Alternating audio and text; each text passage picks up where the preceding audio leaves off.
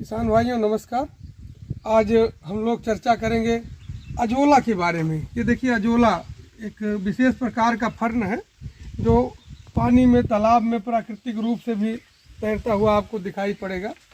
ये बहुत ही कारगर है पशुपालन में, कृषि में, कृषि उत्पादन में, मतलब धान के उत्पादन में, और जो आप पोल्ट्री का काम करते हैं, मुर्गी पालन में, भेड़ बकरी का जो पालन करते हैं, उसमें सब में बहुत ही कारगर साबित हो रहा है।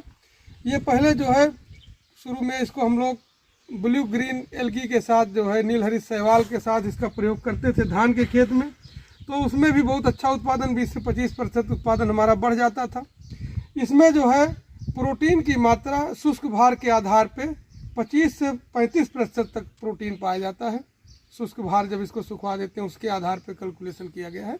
इसमें जो खनिज पदार्थ हैं 10 से 12% पाया जाता है, और एमिनो एसिड जो है 7 से 10% तक।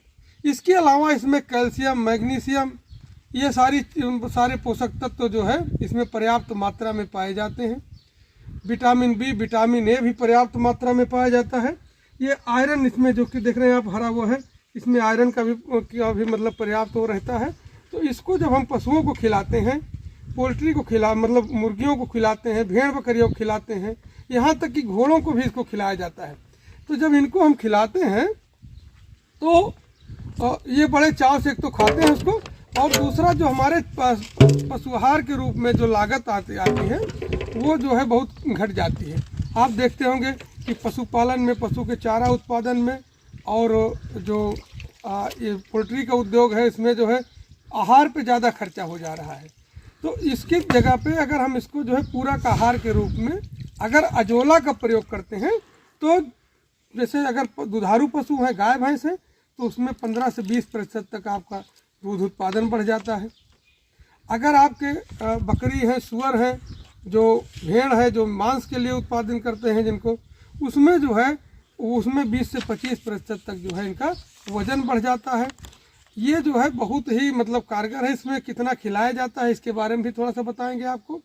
तो अगर गाय भैंस है, घोड़ा है, तो उसको हम 1.5 किलोग्राम अजोला देते हैं, और अगर भेड़ बकरी है उसको 1 किलोग्राम, मुर्गी मुर्गा है तो 100 ग्राम इसको जो है 150 ग्राम तक इसको हम देते हैं। सूअर को 2 किलोग्राम देते हैं। जब सूअर पालन जो लोग करते हैं तो उनको 2 किलोग्राम तक देते हैं। अब बात ये होती है कि इसको उत्पादन कैसे किया जाए। तो इसके उत्पादन के लिए हम लोग देखिए 4x6 का जो है मतलब 4 मीटर जो है लंबा और 1.5 मीटर जो है चौड़ा, इसको एक वो बना लेते हैं, टैंक बना लेते हैं। चाहे ये तो पक्का मान लीजिए दिख रहा है आपके सामने, पक्का बना हुआ है, इसमें प्लास्टर हुआ है। लेकिन अगर आप ऐसे बनाते हैं तो कच्चा जो है गड्ढा खोद के उसमें या ईंट की सहायता से नीचे उसमें काली पॉलीथीन लगा देते हैं जिससे पानी बाहर ना जाए, और उसमें 20 सेंटीमीटर खाली पानी होना चाहिए। तो अगर ऐसा करते हैं और उसमें जो है एक गड्ढे में 3 से 5 किलोग्राम गोबर जो है थोड़ा सा डाल देते हैं, और 20 से 25 ग्राम खाली पोटो जो डाल देते हैं, सिंगल सुपर फास्फेट। बस उसी से जो है इसका अजोला जो है तैयार हो जाता है। अब कितना दिन लगता है, खाली जिस दिन आप इसमें डाल देंगे 150-200 ग्राम इतने बड़े गड्ढे में अजोला, तो आप 8-10 दिन बाद से जो है उसका उत्पादन प्राप्त करने लगेगा। कितना उत्पादन होता है, 4 वर्ग मीटर के गड्ढे में 2 गुणे 2 जो 4 वर्ग मीटर के गड्ढे में प्रतिदिन आप 2 किलोग्राम जो है अजोला निकाल सकते हो।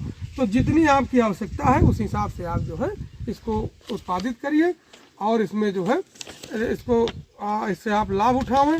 आप देखेंगे कि अगर इसका इकोनॉमिक वैल्यू निकाला जाए अजोला उत्पादन का, तो अगर आप जो अभी हमने बताया कि 4 मीटर लंबा और 1.5 मीटर जो हमारा चौड़ा जो क्यारी रहेगी, गड्ढा रहेगा, उससे एक साल में 37,500 का जो है आपको प्रॉफिट मिलेगा पूरी लागत के अलावा। मतलब अजोला जो इसकी वैल्यू है, जितना आपका उसमें आ रहा है, उस हिसाब से 37,500 का लाभ भी मिलता है अगर उसका मूल्यांकन किया जाए।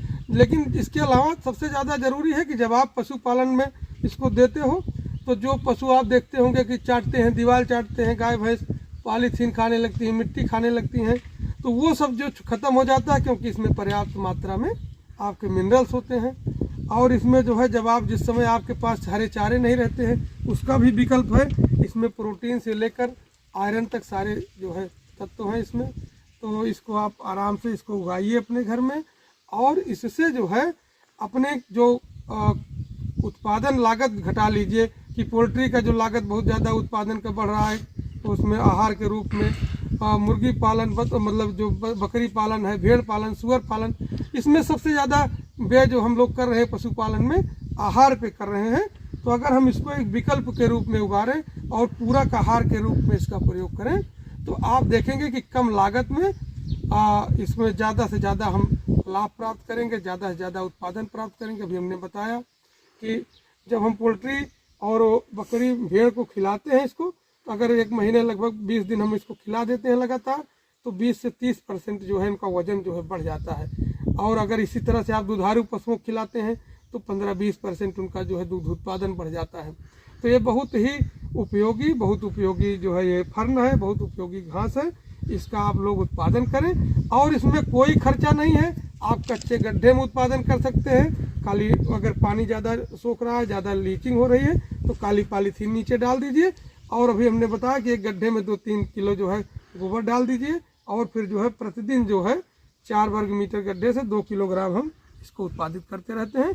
इसमें एक चीज़ का ध्यान देना है कि ये ज़्यादा इकट्ठा न होने पाए, रोज़ निकालना चाहिए इसमें से। जैसे एक डिब्बा है, देखिए इन्होंने इकट्ठा किया है, इसी तरह से इकट्ठा करके अभी ले जाके मुर्गियों को, पशुओं को उनको खिलाइए। दूसरा काम इसमें क्या करते हैं कि जैसे जब ज़्यादा निकालते हैं, आप रोज़ निकाल रहे हैं, तो हफ्ते में जब एक सप्ताह में 10 दिन में उसमें 2 किलोग्राम 2.5 किलोग्राम गोबर जो है आप उसमें गड्ढे में घोल के डाल दिया करिए नीचे से। और एक चीज़ का ध्यान देना, कभी कभी अगर गड्ढे का पानी जो है ज़्यादा गंदा हो जाए तो उसको थोड़ा सा बदल दीजिए, नहीं तो उसमें अगर महक आ रही पशु मतलब अजोला में उसको नहीं खा रहे हैं तो उसको साफ पानी में एक बार जो है धुल के भी आप खिला सकते हो, कोई इसमें दिक्कत नहीं। सारे पशु, सारे जो है आपके पोल्ट्री, भेड़, बकरी, ये सब जो है इसको बहुत चाव से खाते हैं। इसको आप खिलाओ, ज़्यादा से ज़्यादा लाभ प्राप्त करें। धन्यवाद।